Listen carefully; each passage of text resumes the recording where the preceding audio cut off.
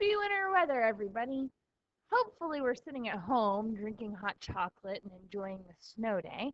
You might have had school today, and now you're watching this and you are sad that we didn't have a snow day. Today, we're going to look at independent probability.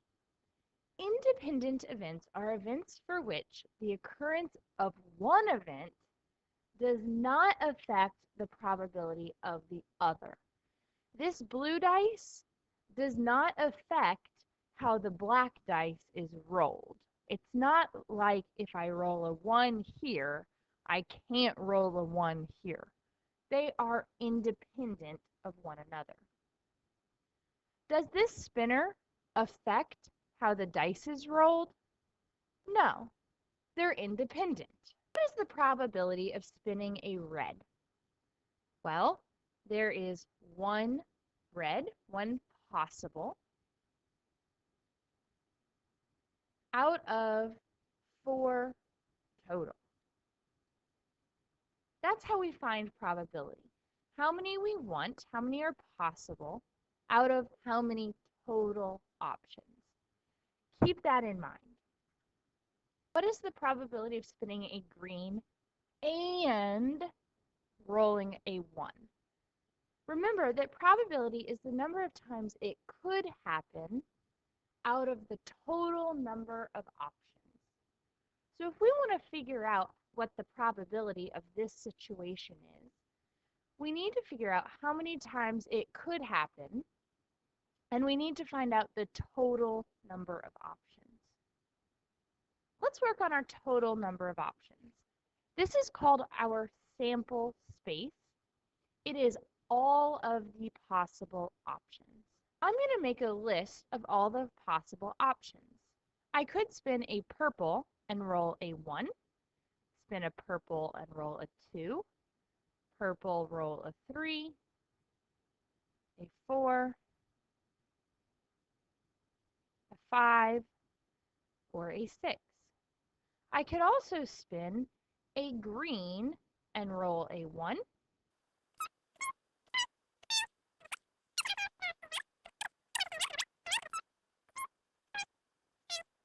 and lastly,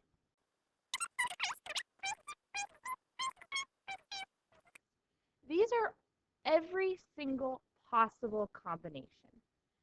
Everything that could happen is in this list. Let's look back at our original question. What was the probability of spinning a green and rolling a 1? Well, that's right here. Spinning a green and rolling a 1.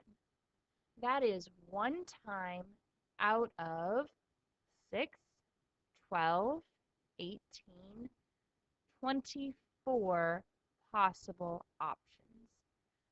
That is my probability.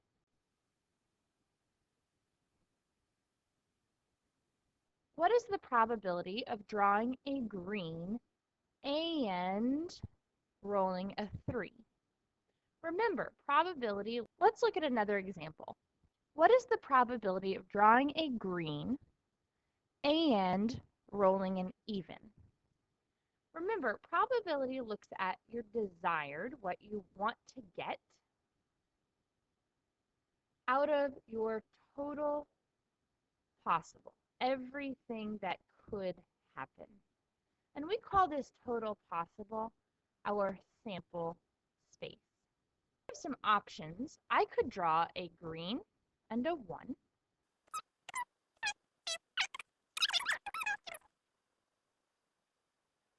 This is my sample space. I have a total of 12 options. My question asks, what is the probability of drawing a green and rolling an even? Here are my green options, so we know it won't be any of these.